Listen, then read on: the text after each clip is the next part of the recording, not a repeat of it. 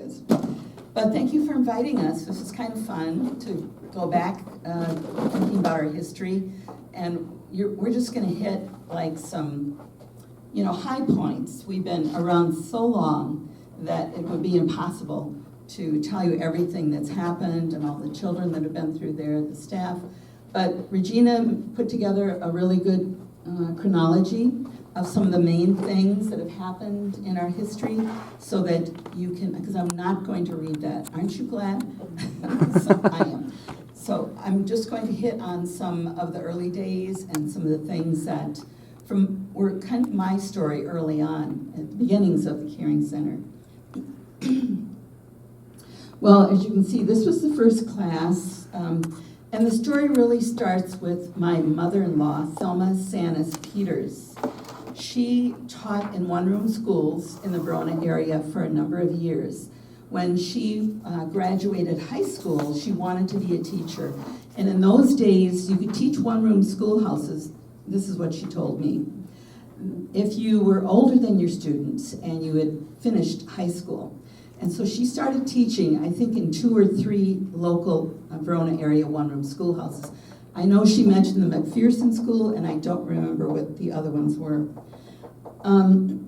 So she would teach during the fall, during the school year, and then in the summers she would go to Stevens Point Teacher College to work on getting her degree. And that's, where's my daughter? Oh, second row, the little girl with the, that girl. She's the youngest girl there. I took her with me. So Thelma was teaching one-room school, and then as she got her certificate completed, she was hired by the Verona area schools, and she taught 3rd grade for many, many years here in Verona until her retirement. During that time when she was a teacher, she married Palmer Peters, who was a local farmer here, and they moved to Verona and actually lived in the Lustron house for a while.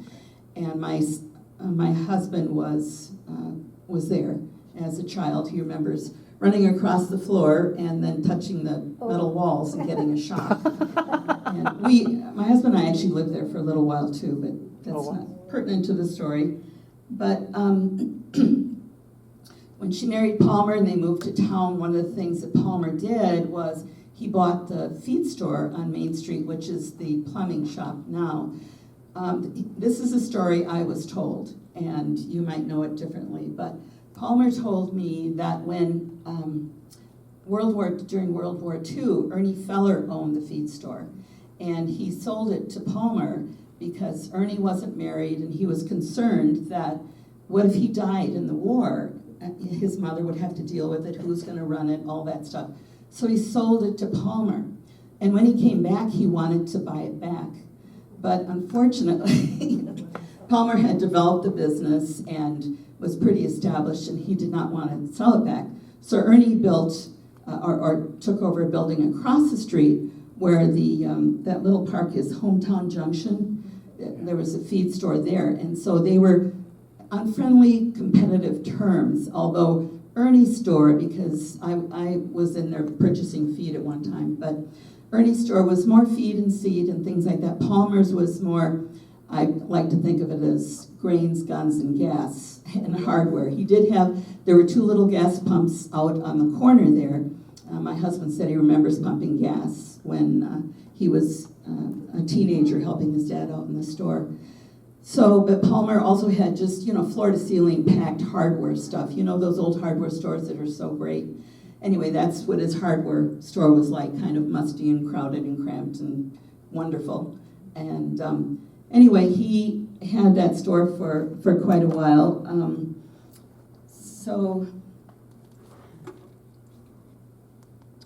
Anyway, as I was saying, Thelma taught 3rd grade for many, many years here. And since she had taught since she was basically out of high school, when she had to retire, she really was at loose ends, didn't know what to do.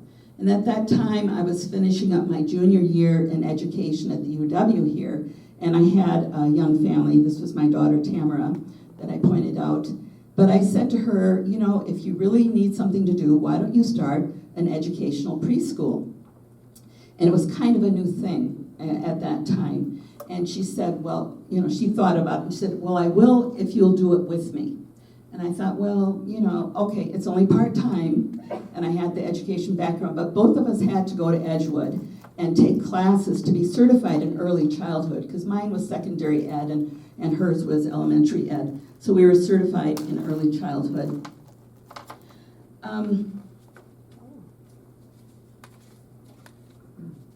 Thelma's brother-in-law is the one, he was a school principal up by West Salem, and he suggested Happy Day Nursery. And you remember phone books, right? I mean, okay. In the phone book, it was listed Happy Day Nursery, so we started getting a lot of phone calls for bedding plants and geraniums, because people did not think about nursery, you know, as a nursery school. Let's see, the first class here. All right, you saw that.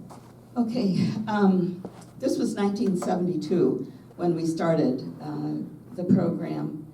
And we started it in St. Andrew's Church let us rent a room in their educational wing. And we did that for a couple of years, and then it wasn't working very well for us or them. And so we moved to the Lestron House, which Palmer and Thelma owned, actually, and it worked really well for a little preschool.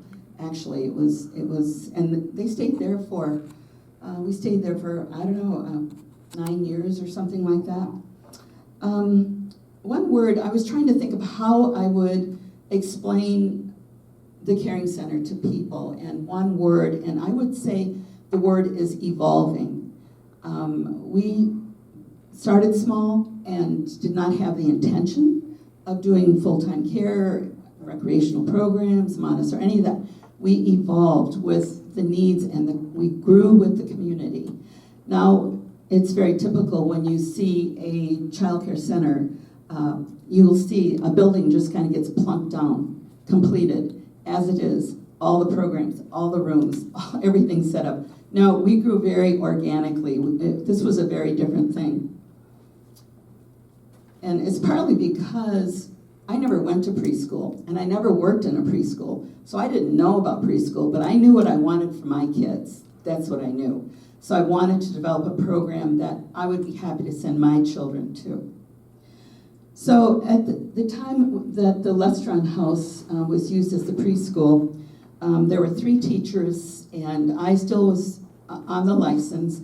I helped out, I substituted, bought supplies, things like that. But at that point in time, I and my husband, I had 3 little kids. We moved to a farm. We farmed for 10 years out in Primrose.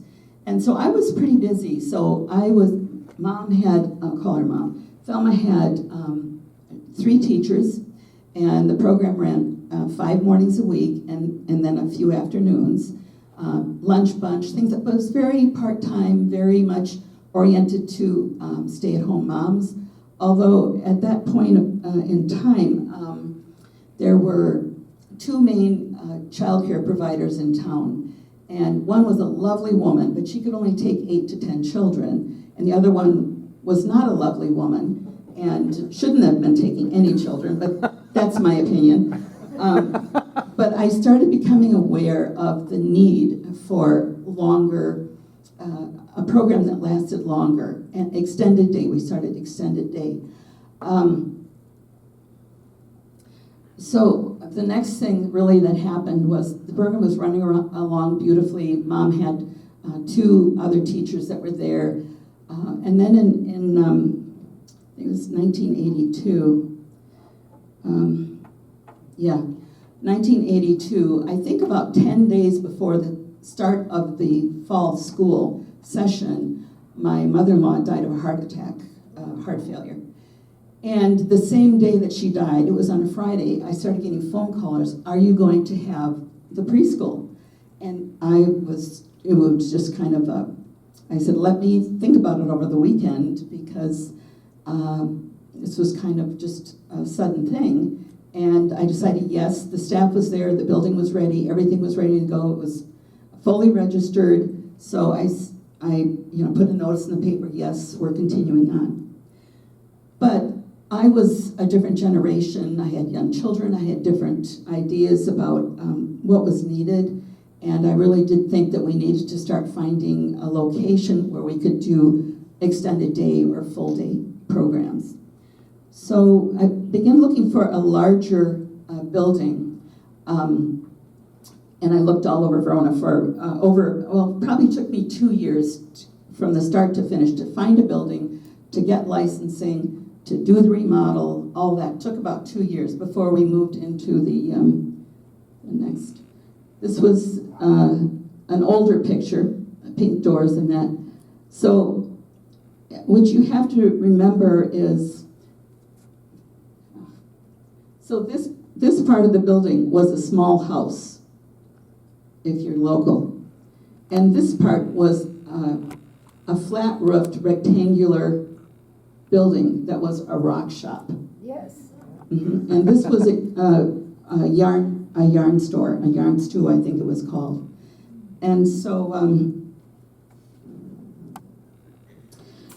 so when I took over the building, it needed a lot of remodeling. The yarn business stayed for a little while.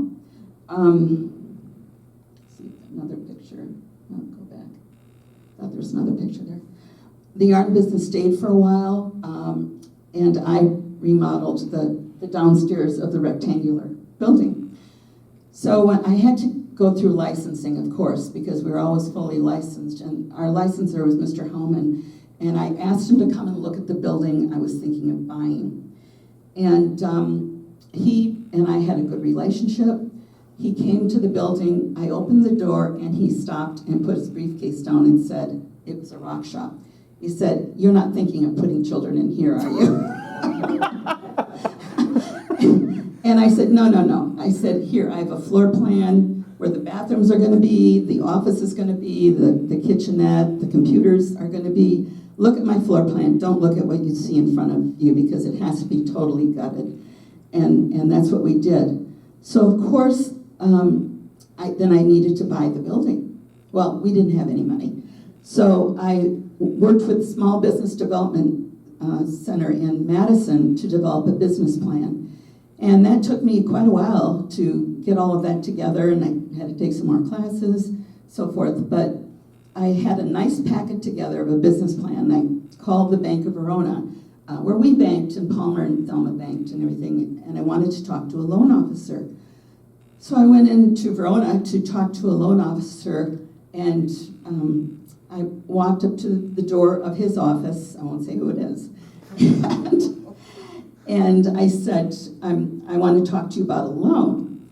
And he said, are you buying a house? I said, no, I want to open a child care center. And he goes like, no, we are not going to, we cannot loan money for something like that. It's an undependable business. It isn't, he just had very negative feelings about childcare, which was common at that time, actually. Childcare did not have a good reputation. And we were really, I think, instrumental in kind of changing that, keeping the educational and high standards, a lot of degree teachers, things like that. So went back and talked to the owners and said, I'm not going to be able to buy this building. And the owners were very motivated. They wanted to move to Racine to move near family. And so they said to me, we will sell it to you, and you can have it for 1 year without making a payment. So I did not have to make a payment on the building for a whole year because they were desperate to sell it and I wanted to buy it. They trusted me that much. Who knows why. But without that, I wouldn't have been able to do that. And then we needed some money for remodeling and some startup equipment. And so I knew the bank wouldn't loan me money. So we asked my father-in-law, Palmer, and he said, how much do you need? And we came up with $16,000 for the remodel and startup equipment and all that. And so he just wrote a check. He was a very generous man. Wow. And he just wrote a check for us for the $16,000. And my husband did a lot of the remodeling, and we both did painting, all that initially. So, let's see.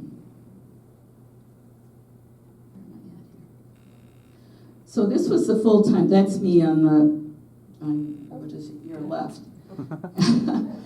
And this was our first full-time class. And on the right, I think her name is Miriam Durst. She didn't stay with me very long. She was a retired school teacher, and I think full days were a bit much for her, but I quickly hired more staff. The little girl sitting next to me, I believe her name is Suzanne Lidke. When I was in the middle of remodeling the building, I'm in mess. Things are being torn down. I'm not ready to open. I'm not ready to take registration. And her mother came walking into the building, and it was a mess. And she said, Diane, are you the one that's going to be opening the center? And I said, yes, but not for a while. And she said, can I have registration forms? And she went out, filled up, came back like within an hour. She said, as soon as you open, let me know. And Suzanne was the first one that was registered there. She was a darling little girl. Oh. So let's see. So then the round building, who knows who built the round building? Sokolowski. I'm not sure how to pronounce his name either. So we bought the, was that what it was called? I knew it had something to do with birds. Remember, she had all the little bird nests and bird things around. Okay, the round building next to us was built by a builder named Sokolowski, I believe. I'm not sure if I'm pronouncing his name right. And that was his residence. But it seemed like as soon as I added on, and before this, actually, I had added on the second story that you saw, and which became on the second story on the other building, obviously. Oh, I'm going the wrong way here. There's the building. So we added the second story there, and there was a large playroom in the back and more classroom. And we've been we've changed some things around over the years as to what was where. But anyway, I'm going backwards. It's counterintuitive, you realize. Yeah. So the Sokolowski building, it was his residence, and there was kind of a shacky garage behind it. But after he moved out of there, he sold it to a woman who ran the feeding station, and it was a lovely little restaurant. And then downstairs. Jane Piercy ran that. I'm sorry, what? Jane Piercy started and ran that feeding. Jane Piercy was her Jane name. Piercy? Yeah. Okay, sounds familiar. Anyway, and downstairs was the Sweet Street Bakery for a while. And so that was very fun. I could just walk across the parking lot and have lunch or get some rolls or something. And that was there for quite a while. And then after we had expanded as much as we possibly could in that original building, I'm thinking, how can I expand? How can I grow? Do we have to move? Because the need in Verona was starting to explode, and there weren't any other centers at that time. So at that time, the round building was owned by two young men who ran a computer business, computer sales and repairs and something. I don't remember their names, didn't really know them. But one day I walked over across the parking lot to talk to them, and I said, I don't know if this is ever something you'll think about, but if you ever think about selling, would you come and talk to me first? And I remember the two guys sitting at their computers, they turned around and looked at each other for a long time, then they looked at me, and they just nodded their head, they'd think about it. The very next day, one of them came over and said, yeah, we want to sell. So what you can't see from the front of these pictures of the buildings is there are 3 playgrounds behind. We tore the garage down and put up, is that the next one? This building in the back, it has a gymnasium, kind of this section, there's a gymnasium, there's a long hallway. You'll see some of these pictures later. Upstairs and downstairs in this section. And we used that for part-day preschool, and then after school it kind of fit at that point. So the round building, I think, was around 1987, and Cece's Clubhouse, you thought was 2011, something like that, I think you put. All right, 1987 was a really good year because Regina came to work for me. Sometimes I felt like I was alone a lot because I didn't have a good office partner. And when Regina came, she came with Janelle, and she was, 3. Janelle was 3. Yeah, I seem going the wrong way again. Okay. This is a more current, you see we have the little book thing, and the front is red. Regina came, when Regina came, she was a teacher, but I quickly could tell that she was very gifted and well organized and had real administrative capabilities. So it wasn't long that I asked her to work in the office with me. Let's see, this I wanted to show because this woman here, Bernadette Wharton, she worked at the center teaching children for 25 years, which is phenomenal, really. And she was a lovely, very positive woman. And when she retired, we actually dedicated the Round Building in her name. There's a little plaque there because that was so unusual. We delighted in having her. And this woman here was a friend of mine who was a nurse, and she took the early childhood classes and did a lot of the preschool programs. Sandy Jensen, lovely woman too. And let's see, this is my daughter Tamara teaching preschool, and the little girl that you saw in the picture before. And then Tamara went on to be an executive secretary for, I think, Wisconsin Power and Light or something like that. But her real passion was the homeless. So she started State Street Families. Which is still going on, and then she was executive director of a safe housing for mothers and children that were homeless. And now she's, what's her title? Director of Client Services for Housing Initiatives, mostly for mentally ill homeless that she can find them housing, apartments and things like that. So she has a big heart. But not only did Tamara work there, but all of my grandkids went there, and some went to the Montessori, which came a little later. Let's see, where are we? This is Regina and I this is a cutout that's superimposed because we don't have many pictures of us together. But you can see we're kind of alike and we're kind of not, and that has worked so beautifully because we complement each other, and we had such a good working relationship. So in 1994, I asked Regina to take over the administration of the center, and so I could focus on some other things. Although I still was business owner, I still made all the big decisions. Regina and I had a very close working relationship. Let's see. This was a 4K class where Regina was real instrumental in getting that started, working with the Verona school system. Kind of contracted by them to do 4K in Verona. Let's see. This is some pictures of some of the rooms. This is the 4K classroom. Just thought you might like to see some of the inside. Let's see. Wow. This was Montessori. I had to put this in because Miss Erin here, she was incredible. A Montessori teacher, fully trained, and she started, organized, and ran the program. I didn't realize it, but I think that's, oops, where are we? How do I go back? I think that's my grandson there, and granddaughter. I didn't realize that until I saw that there. And actually, my oldest granddaughter briefly helped at the Caring Center when she was out of high school. She's in college, finishing her senior year in Chicago now. I'm just going to show you some pictures because that's much better than me sitting here talking. So this is one of the rooms. Now, don't you want to go play there? I mean, I want to go play there. My husband always said I wanted to do the childcare because I like playing with kids. And that's true. I'm just going to show you some pictures. And this is Montessori.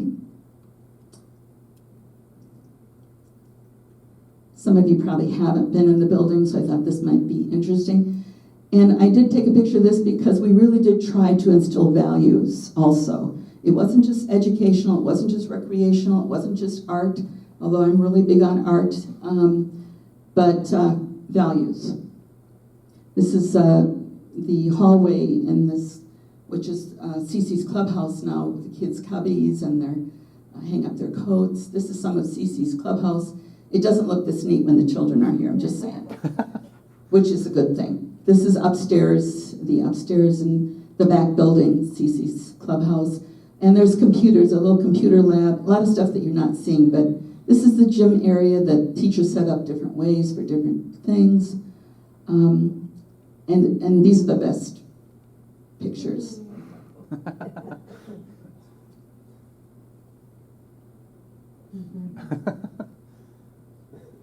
That's AJ again, my grandson. I like mess. I like messy art project. I have an MFA in fine art, and I love seeing things like this happen. The children went on a lot of field trips, a lot of nature stuff. Swimming, always to the natatorium, and then swimming in the summer. There's a butterfly, I believe, or is that a cocoon? Yeah. Or what is that? Cocoon. Yeah. A lot of nature stuff, as you can see. We don't have the spider in the building. This is He was a loner. it was a loner. So now it's all year round, full-time, different programs. Just a lot of stuff happening at the center all the time. Books have always been a big part of it. Art. There's some royalty visited. Yes.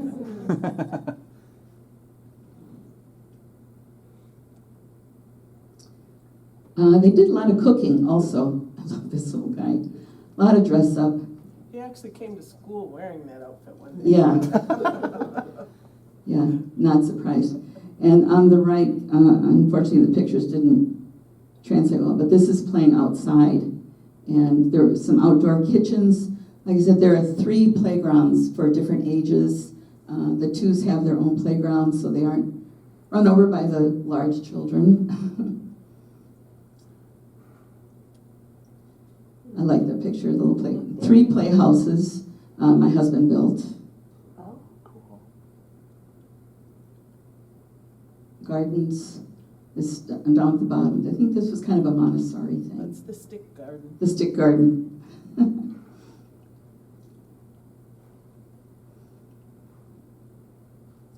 It's the twos playground back in this area, but then this is another garden that Montessori put up. I think, was that Montessori, Regina? Playing with sticks. We don't mind getting dirty. Jesse, you could use that guy for your mulching. Yeah, are those kids hireable? Are they Yes. free? 'Cause- okay. Child labor laws and all. Anyway, this is, we love this picture because it's just, kids develop friendships there. Can you mention what Montessori is? Because it took me a bit to wrap my head around it when it was new. Not everyone might know what that is. Yeah, Montessori, I always loved Montessori, but I couldn't get the program going for a long time for a number of reasons. One was that you have to have a Montessori teacher and have all the equipment. It really is learning by doing. The children's, Regina, would you like to speak to that? Yeah. Okay, Montessori, I think, we always say we have traditional programs and we have Montessori. When we started the Montessori, we didn't want to get rid of the traditional because we loved it, and a lot of our families liked that as well. So what we wanted to do was, Verona loves choice. There's a lot of choice schools in Verona. So we wanted to give another option. And Montessori, I always say the kids are going to get to the same end point, but they're going to have a little different path on how they get there. We do hands-on in every classroom there, but Montessori has some very specific materials they use. Montessori's been around for over 100 years and was really started to give children a safe, productive place that they could learn and be seen as people. So Montessori, you're going to see a lot more individual. Instead of a table with 8 children working, you might see a table with 1 or 2 children working on a particular activity. And I always say the Montessori classroom, it has a lot of invisible structure. If you come in and you're going to see 20 children all busy doing something, they've all got their own agenda, what they're working on. But it's because that environment has been prepared by the teachers so that it's ready for them to learn. Everything is there that they need. They just get to go in and discover everything. So just a little bit different approach, but they're going to come out with the same skills. They're going to meet those same milestones. So that's the basic. Yeah. One of the things I always liked about Montessori is if you walk in there, it's very quiet. And the colors and everything is natural, wood, plants. It's very quiet. And there's baskets of little rugs, kind of like a rug you might throw in front of your sink. And the children will go get a rug, unroll the rug, and then use that. That is their space to work with whatever materials they want to. I mean, we do have a big weaving loom and some things that children cooperate and do together. But as Regina said, it's very individual. And the teachers are always supervising, they're always watching, they're not interfering, but they might assist or provoke some, the children in a positive way. Let's see. Winter, fun. So 50 years, let's see, I forgot what year that was now. That was from 22? last year. We're heading into 51, going towards 52. 72. Yeah. So this is we had a little 50-year dinner, and that's me and my husband there. See, I think it was when I turned 70, I realized I had to start thinking about retiring. And that meant selling the business, which I didn't want to do. I loved what was happening there. And it took us about 2 years to find an appropriate person, a family, to hand off the business to. Someone that would keep things the way that they always have been going, keep the staff, keep the policies, keep the philosophy going. And we're very fortunate. After about 2 years, we found the Michael Thomas family. And they bought the center around the fall of 2019. I had worked there for 47 years, basically, and that's a long time. But I want to say to you, before Regina has a few comments, but I want to say to you, when you drive by and see the sign, or when you see our buses taking children on recreational field trips, or picking them up from the schools or whatever, I don't want you to think about the buildings. I want you to think about this. The reason I kept the business going, the reason I was willing to devote so much of my life to it, was because I really thought children needed a safe, fun, educational program to go to that was a caring place, that would care about them and their needs and them as people. That's why I called it the Caring Center and changed it from Happy Day Nursery. Okay, Regina has a few comments. Diane had said the one word that she always thinks of as evolving. When I'm going through orientation with new staff, the word I always pick out when I talk to them is nurturing. And I think that has really always been at the forefront of what we're trying to do with children. We love kids, but kids aren't always easy. And for us, we're not the newest, shiniest place, but we have the best staff, and I say that without a doubt. We really appreciate the work of our staff. We work very hard to keep them. Diane talked a little bit about the transition. When she told me that they were getting to the point that they were talking retirement and thinking about an owner, I could not imagine working for somebody else. I mean, I've been there now 36 years, and I just was very concerned about who might come in. And it was such a carefully done process in terms of working with somebody that would take a look at who are the potential buyers and were they going to continue a lot of the traditions. I think Diane and her family had invested so much into it that they didn't want to see that lost in the community. And I certainly, that was important for me. And when they talked about was I going to stay on, I had said, I will stay on if we're going to be running our programs like we're doing now, if we're going to retain the staff that we have, if we're going to keep that basic foundation that we had. And I can say that we had a smooth transition. We were very fortunate to have the owners that we had come in. Diane mentioned, they didn't change any policies. They didn't change a single thing. In fact, they told us the only thing they would want to change is if there was anything they could do for us that we could think of that they were interested in. So all of our staff stayed on. We didn't lose anybody during that transition. Wow. Diane asked me to tell you a little bit too about the children that we serve. You know, we talk a lot about Verona, but it's not just Verona whose children that have come through our doors. We right now have had children from Verona, Belleville, Madison, Mount Horeb, Middleton, Monroe, Fitchburg, Ridgeway, and Oregon.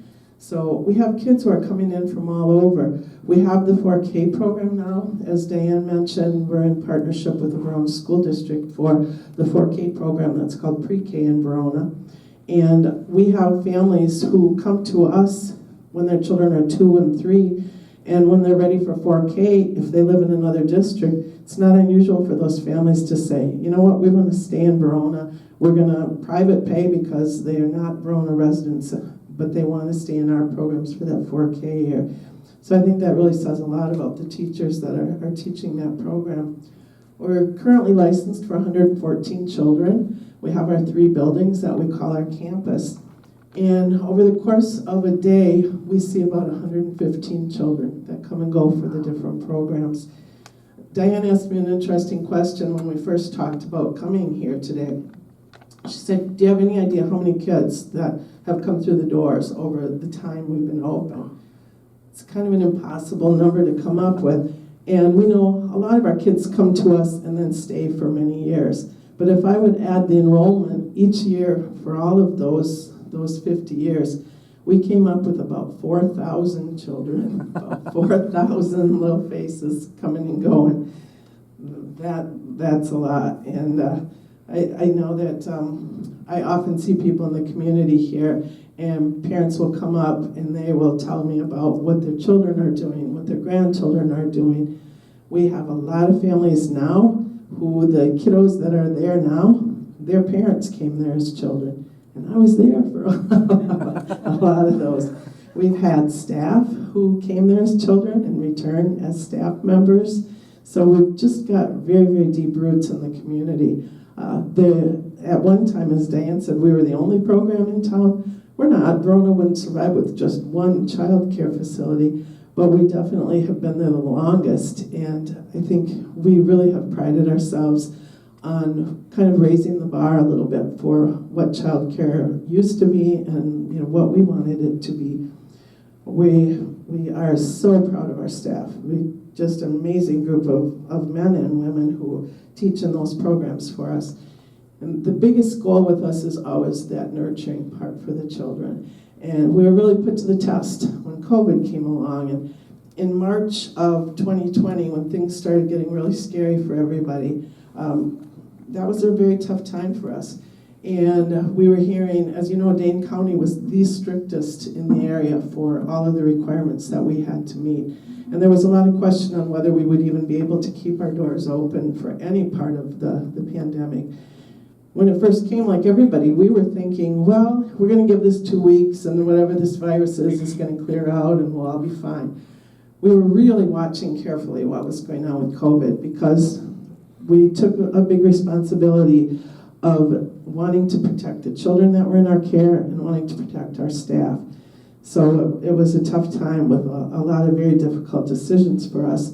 And we watched everything that came out from public health, everything that came out from Dane County, everything that came out from the school district. And their favorite word at the time was pivot. And we pivoted and we pivoted and we pivoted over and over so that we could serve those kiddos. In March of 2020, when that stay-at-home order finally came out, that was the time that we took a look at things and said, you know what, we need to take a little break here and see what's happening. And that was very early on in the time that Michael Thomas's family had purchased the program. And when I went to him and said, I think the right thing to do right now is we're going to have to take a break and close the doors. And he immediately said, do what's right. Whatever you think we need to do, we need to do. So we did. We let staff know that we were going to close for, at the time, we said 2 weeks, and then we're going to evaluate everything. And we really got hit a lot harder than 2 weeks, as everybody here knows. But we stayed on top of things. We stayed in communication with our staff. We stayed in communication with the families. We were still running pre-K at that time virtually because we were part of the school district program.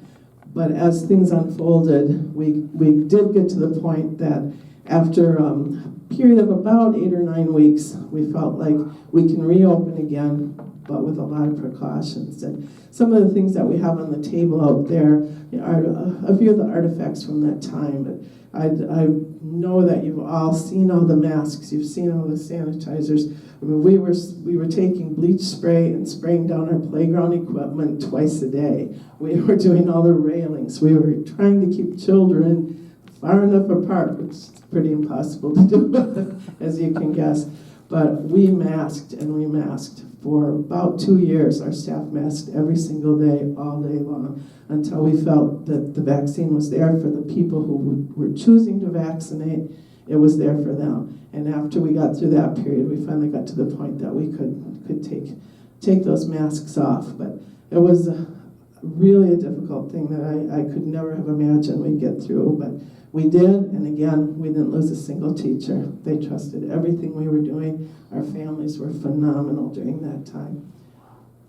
Diane mentioned that we really were the first in a lot of things in our community, and I really believe that's true. And one of the things I will say is we were kind of a model for a lot of startups that came up in the area. It was not unusual for the licensing department to ask us if they could bring people through who were looking at starting up programs in other communities. And Diane was always very gracious about offering any information she could, kind of giving everybody else a little boost who was out there for the right reasons too. We worked really hard with the district to bring the 4K community together, and we're proud to be part of that program that Verona, I think, is doing really, really well. One of the other big firsts that I see is when we talked about the quality of care that just wasn't there in a lot of facilities. That's not something that was okay with Diane and I. I had taught first and second grade prior to coming to the programs, and we were very concerned that our programs really hit that high level that we wanted to see for our kiddos coming through.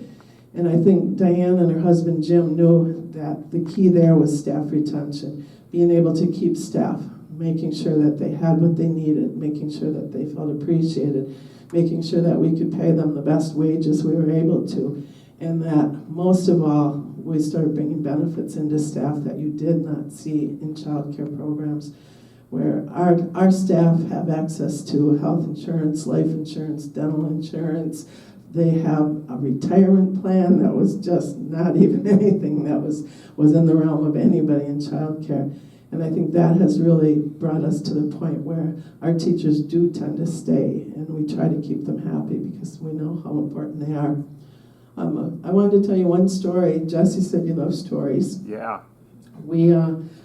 I've talked about how relationships were so important to us, and we've really tried very hard to, first of all, get that trust of families. They're turning their children over to us for longer than some of them see them awake during the day. And that's so important for us to have those relationships and to really be there for those kiddos. So we've always tried to go above and beyond those expectations. And one of my favorite stories happened a couple of years ago when a family was new to us and brought their 3-year-old girl to us. And what they didn't tell us was that she only spoke Russian. Well, they went off on their first day, dropped her off, and the little girl cried.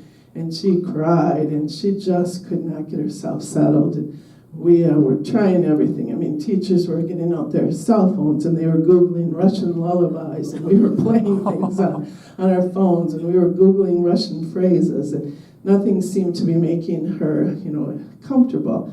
And I had her sitting on my lap in the office. Papa was dropping off his child, or his grandchild, I should say. And I knew that he was a retired FBI agent. So as he walked by, I jokingly said, "You don't happen to speak Russian, do you?" And he stopped and he said, "No, but there's someone in our field office in Madison who does." And he proceeded to dial all kinds of phone numbers, and I'm sure he had to go through all kinds of channels and secret phone numbers. And then he came back with his phone and he said, I've got the agent on the line here. And I talked to him and said, can you please talk to this little girl and tell her that she's safe and she can have fun and her parents will come back. And I put the phone up and he started talking to her and you just saw the look on her face. And she started smiling and laughing and talking with this man. And by the time he hung up, she was good to go. And from that point on, she trusted us. So that's the kind of thing that I think has really sticks in our mind. Is those are the things that really, at the end of the day, it's what we're all about. And I think, Diane, when you named it the Caring Center, there was a lot to be said there. And I think that really is what we're striving for. So, like Diane, I wanted to thank you for letting us come out today. Did anyone have any questions for us? Actually, do you guys mind if I take one of the mics and have you share one? Sure. I'd love anyone in the audience who has any connection, if you had kids there, or if you yourself went there, if you could share that. And oops, sorry, I dropped my Sorry. Did you have kids there, Laura? You grandkids? Oh, your grandkids there? Okay, anyone else have any kids or grandkids? Oh, here. Our youngest daughter. Our youngest daughter. Your youngest daughter went there? Do you remember dropping them off there? And I sort of remember, but it was a long time ago. for sure. Yes. Anyone else with any connections? Did you go here? Oh yeah, David, yes. Yeah. Did you go there? Yeah. Well, we have two daughters and they both went there, starting 2 years old and on. So they were there about 6 years. What decades was this? 94, 95, yes, there. Oh, cool, wonderful. Oh, yeah, please. So I remember the big window, you know, in the front. The waving window. Our youngest daughter would stand there crying as we're leaving in the morning. Yeah, every morning. Often they would stop as soon as you drove off. And Jackie, when we came and picked her up. And Yeah. everything. But that window, I still drive by it. Kids so wave from that window too. But I think you can understand why we prefer to call it the waving window than the crying window. Is that the window that had your Stay Strong Verona sign? When in 2020 I was looking for things to save to kind of tell the story of COVID and Verona, and Regina donated a wonderful sign you all cut out of construction paper. I think it said Stay Strong, if I remember. I don't remember the I exact remember- wording. Yeah, it's in the COVID collection, so which is several boxes. We had I was just going to tell the story because I thought it was kind of unusual. We had a woman come in a number of years ago, and she just said, I just want to tell you that I met my husband here in preschool. I didn't know if she was, saying that was a good thing. So a lot of family history, and as Regina says, you go to Miller's or any place, and we recognize faces, but 4,000 children, it's a lot to remember everyone. Some of you probably voted for Best of Madison. I was just going to point out that one of the people that just got Best of Madison was Spencer Schultz, the bartender at Avanti. Yeah. He came to our programs. I can't say we taught him everything he knows now, but he came to our program. Just one of the kids who still makes it a point where he'll go by and he'll stop and he'll come in and he'll talk to us. And it's just a lot of fun to see that. Sometimes we'll see a parent come in with a college-age kiddo, and they'll want them to recreate a picture they had. Sometimes the college student is okay with it. Sometimes I think they're pretty embarrassed, but it's just a lot of families, I think, have good memories, and we love seeing all those kids come back. I have to ask one more question about 2020 because I'm so curious. In my neighborhood, we had like a ruler that was like 4 or 5 feet, and it was so terrible to have to like stick it between kids. How did you try to keep kids from being within X feet? Did you have circles? Did you met, or did you just try to? Because I got tired of yelling at kids. I couldn't take it anymore. Sure, you can only do what you can do, and we really truly did try hard. But we had areas that we would put like little carpet squares so that they were that far apart. We also had crazy regulations that we could only have very small groups. You could not have a group larger than 15 children in a group at the time. Yeah. And for a period of time, we could not have more than 10 adults on our whole site at any one time. So obviously, as it was progressing, we had smaller groups and we had families who were staying home and things like that. But we had to do this elaborate chart with 10 spots for staff. And we actually had to say, okay, now you have to go on break for this hour so this person can come in, and then this person goes on break so this person can come in. We kept all our buildings separate. People who worked in the main building did not go into the back building, did not go into the round building. And we had to do all kinds of crazy things to try to keep all of that going. Our kids were phenomenal about wearing masks. We don't have infants in our programs. We have ages 2 through 12. And at first, 2-year-olds were not required to wear masks by Dane County. After a pretty short period of time, the 2-year-olds were also required to wear masks. And we thought, well, this is never going to work. They're going to be taking them off. They're going to be setting them down. They did great. They were so used to seeing other people wearing masks that I think it was just part of them getting dressed in the morning. You know, put on your pants, put on your shirt, put on your mask, let's go. So they did incredibly well with it. Was that the toughest time in 50 years, Diane? Absolutely. Okay. And I want to ask Dan, do you remember the names of the 4 teachers who taught in the Lustron? Because Lustrons are great houses, but they're pretty tight spaces. Did you have one in each room? Marion Durst and Margaret Durfer, I believe, and then Thelma, of course, my mother-in-law, and me. Okay. So yeah, and it was just like a 2.5 hour program. So it was really centered around moms who didn't work. It would be convenient to drop them off, but we did have the 2 childcare provider women in town. We had a lot of children that they were taking care of that parents had paid for them to drop their children off for those 2 hours anyway, like they were double paying, because they wanted their children to have this kind of program. So it was pretty obvious that things were needed to change, and so that's the direction I went in. Just in case that ever becomes a museum, where in the house did you do it? Was it in the living room area? And did you have playground and stuff in the back? We took out equipment in the back. No, the whole house was basically, one room was for blocks and trucks, and one room was more soft things and reading. The larger living room was the large group activities, and then there's a little kitchen. I don't know if you've been in a Lustron house. Oh yeah, that one.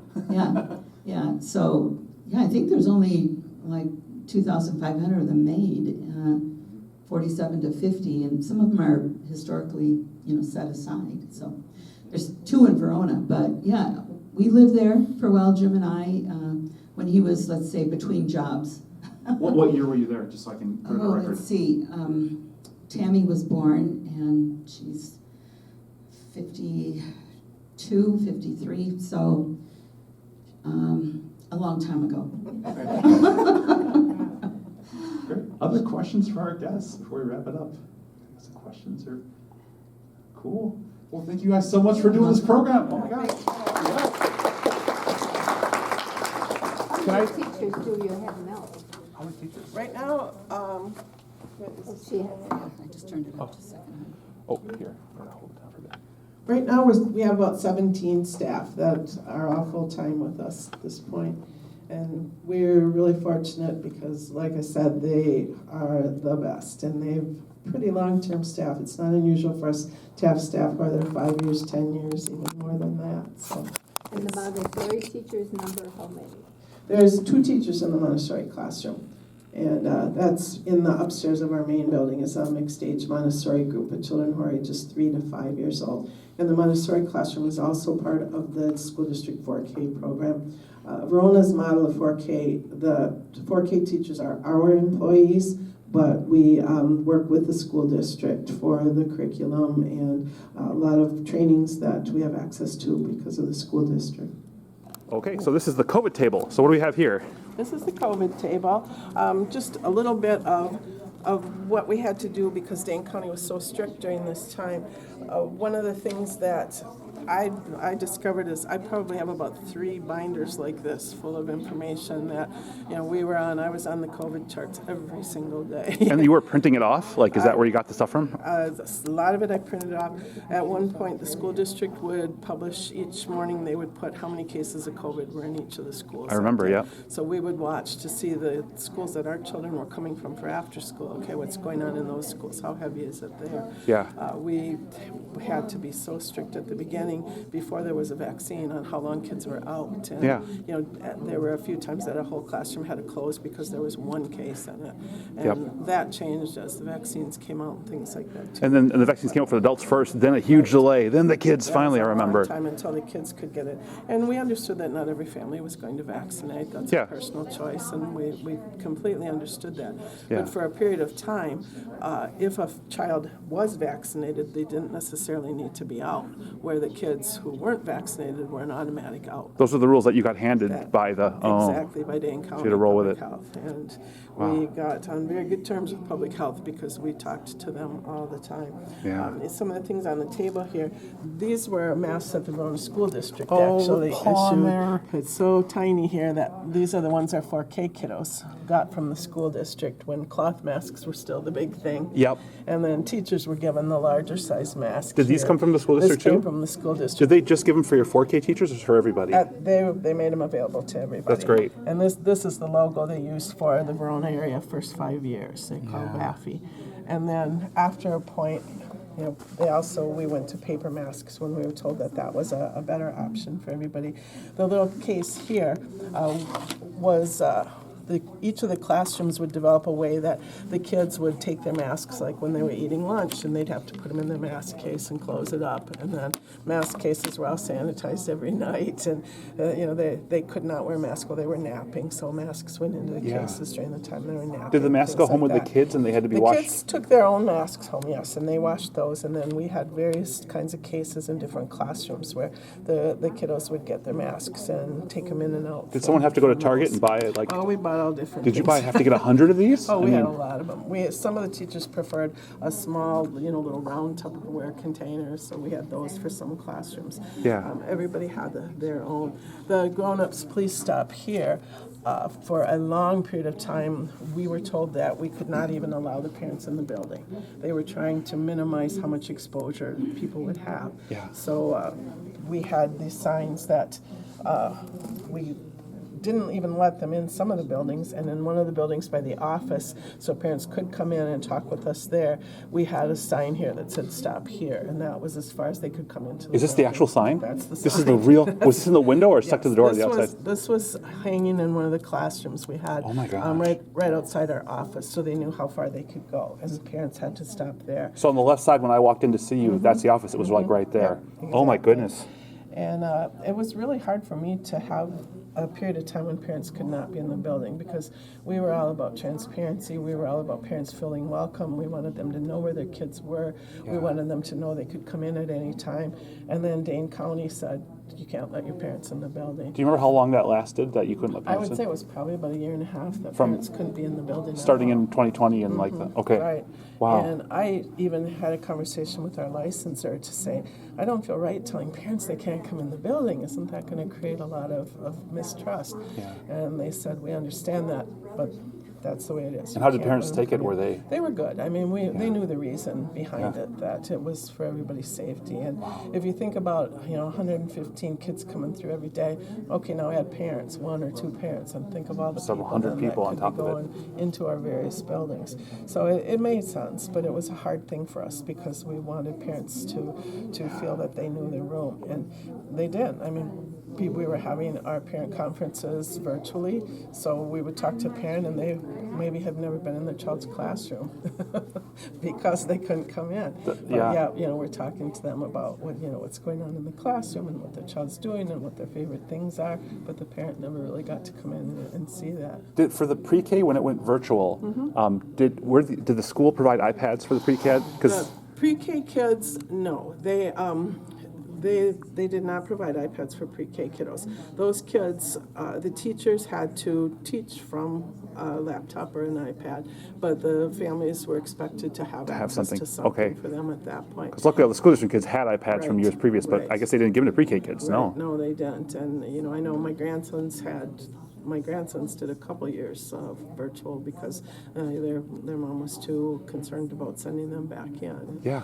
It was hard. When we decided, we could open again, the school was going back and forth between all these various models of, they're going to come for a couple hours, the school's going to be done at 10:40 in the morning. We had to keep revamping what we were doing. Yeah. We had to boost the Wi-Fi in our back building so that our school agers could come in because at the point they were totally virtual. They had to do all of their work back there.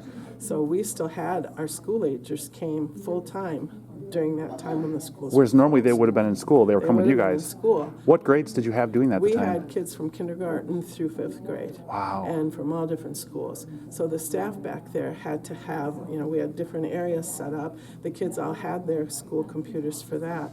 But every teacher had different passwords, different schedules, different times they were supposed to eat, different times they were supposed to get some outdoor play. Yeah. And our teachers had to keep track of supervising all these kiddos and when are they on and with what school and Help them troubleshoot their problems. Exactly, And exactly. Oh, I should have asked this when you guys were still talking, but now that COVID is not such a hot topic, Right. are you totally back to 2019, or are there changes that are part of you forever now? There's changes that will be What are a there couple of things that have forever. changed permanently? I think permanently has changed. We shut off our drinking fountains. You don't have drinking fountains They've anymore? never come back on. Oh. We haven't converted them to water bottle filling stations. That's something we'll probably do at some point. Yeah. But our kids all bring water bottles now. We don't even turn on any of the drinking fountains. Yeah. And if you ever watch a child at a drinking fountain, it makes sense. Oh, yeah, I it had makes to. sense why. We also changed our operating hours a little. We used to be open till 5:45 at night. Yeah. Now we are still only open till 5:15, and partly for our staffing. There's a huge staffing shortage right now. Across all industries. And we're fortunate to be staffed, but 5:15 I think is about as late as we can staff right now. Yeah. So I know that's not as convenient for families, but they've been great about working with us on that. Yeah. We'd also just got a lot more careful about, during the height of COVID, we sanitized everything every night. And I'm talking, the teachers would bring their bins of Legos and we'd dump them in bleach water and we'd dry them Wow. out on big beach towels. Wow. The only Play-Doh we did, everybody had to have their own container of Play-Doh that only they played with, and everything was wiped down afterwards. When I look back at it now, I really wonder how we ever did some of it. It I sounds truly do. unreal. We would, we worked so hard, and like some of the papers I have out, Yeah. you kind of see the history of, these are some of the regulations. I love how you have dates on them, too. What did we have to do, and. Are these the actual ones you printed back then? Yep. Oh my Yep, goodness. These came from there, and I'll leave these, you can Thank farm you. anything from here. We'll take, this is all of it. This is amazing. These were kind of things that we had hanging up that came from Dane County too, that, at that point, parents had to mask. And, most parents were in agreement. We had a few parents who struggled with it and had personal beliefs that Yeah. they struggled with. But when we told them, we're required to do it this way, this is how we have to do it, and if it's not a good fit for you, we understand, you may have to make a change. And everybody came around and everybody decided, Yeah. okay, we can do this. Do you know where this one was placed? This one was in the main building, on the first bulletin board parents would see when they first came in. Yep. Each of our buildings we put signs on. Another thing that changed, when the parents couldn't come in, we put doorbells on the doors because they would have to ring the doorbell and tell us that they were And there it's to still pick like up that. a child. And we've kept the doorbells, but our parents now use the codes, the keypad codes, and they can come in. Yeah. But at that time, they knew they couldn't, so they would ring the doorbell, and then we'd find out, who are you here to pick up, and we'd go get their child and bring them their child. So our office staff, we were getting our steps in. Your air traffic controllers Because we had to be picking up all these people. with elbow or back of hand even. Yeah, Like that's one of those little details you forget At about. the very Don't even use your beginning, fingers. Right, at the very beginning, we were saying, well, we don't want anybody touching that same spot. And, like I said, we got like the lawn sprayers, and we would put bleach spray in there, and we would go out and we'd do the front railings, and we would do the doorknobs, and we would do the playground equipment, and then we'd go back out when the kids were napping and spray it again. And Did your skin crack from all that bleach and stuff? we had a lot I of- mean, we had a lot of gloves. what was it like emotionally in the cases where you found out a kid did have COVID or a teacher did you just feel like drained, or was it just business as usual? Like, how did you feel? No, it was very difficult. We talked a lot about, we didn't want to really talk about all the dark side in front of the kiddos because they were hearing enough. And Yeah. some of the things that you'll probably see and some of the things we send out to families, we'd say kids need to be kids. They turn the TV off. They don't need to see the pile up of the stretchers and the refrigerated vehicles of the people who've passed away and all these kinds of things. We were so concerned about everybody's mental health during that time that we worked really, really hard with staff to say, okay, we need to kind of compartmentalize this piece of things. When we're here, we're teaching, we're still doing what we love with kids. Yeah. We just have to do a little differently right now. It was really difficult at the beginning because if a staff person called and said I was exposed to COVID, they had to be out automatically for a couple of weeks. Couple weeks too. That's huge. Right. So we had to be, okay, how can we shift things around? What are we going to do? Because Did that happen a lot? It happened a few times. Okay. We were pretty lucky in the long run, but some of our staff did get COVID, and they did have periods of time they had to be out. I think that's when we really started monitoring our email nights and weekends more than we ever did. Because if something came in at that period, if something came in and a parent said, my child tested positive and they're in the 4-year-old classroom, at that time I would have to get hold of all those parents and say, don't bring kids in tomorrow. This room has to be closed. So parents would get that kind of notice, or they would hear that morning. I'd be at 6 o'clock in the morning trying to call because I just heard from the home, family. or would you call from your house, or would you come in that early? I spent a lot of time. Did you ever sleep overnight at the caring center? I did, but not during COVID. Okay. If a kid had been sick, did you have to? Could the kids, after you sanitized, come back, or did they all have to stay home because of exposure for a while? They had to stay out for a while too because potentially they could have it. And at that time too, there weren't the home COVID tests. You went in, you got a COVID test, and you waited 3, 4, 5 days to find out. And all that told you was you were negative at the point you took the test. Yeah. So it got very complicated for us, and we were constantly, counting with parents. Okay, well, this is your day 0, so let's look. They can come back on this day. And initially, they couldn't come back till 10 days.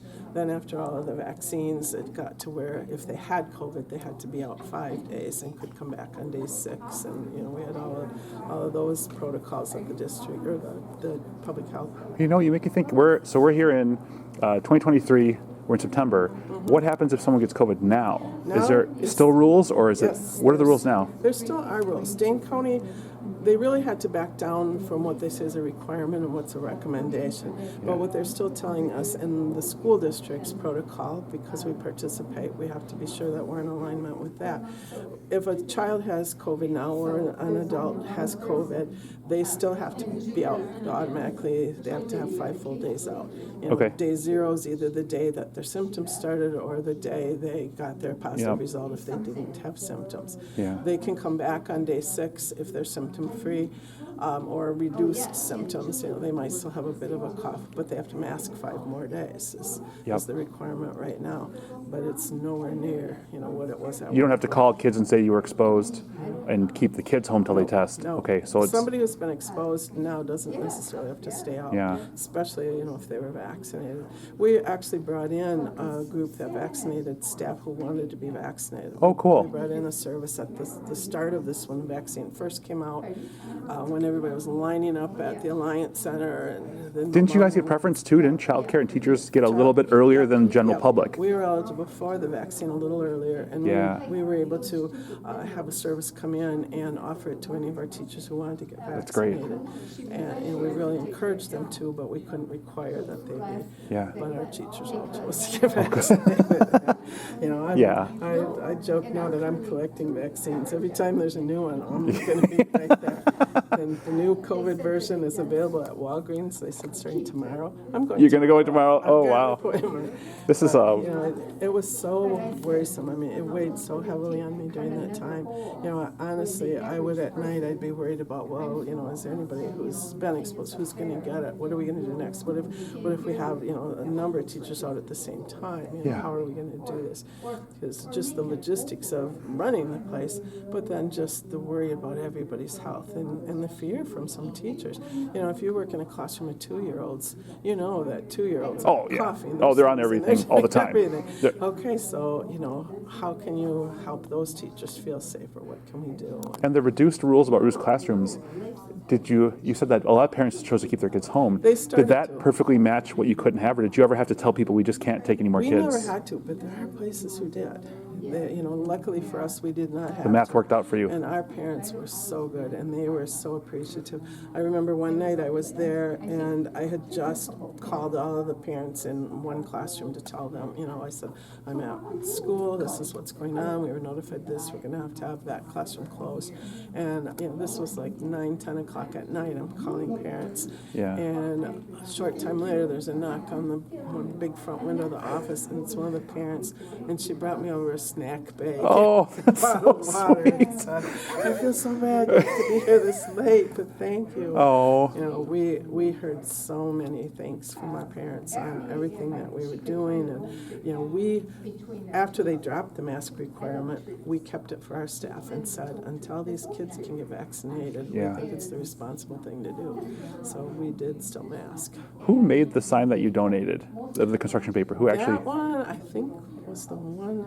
Sarah made one of them, but I think I made the one that you had. It's a bunch of grass and I think flowers and that one was mine. You made that one? Okay. We just felt so bad for our families.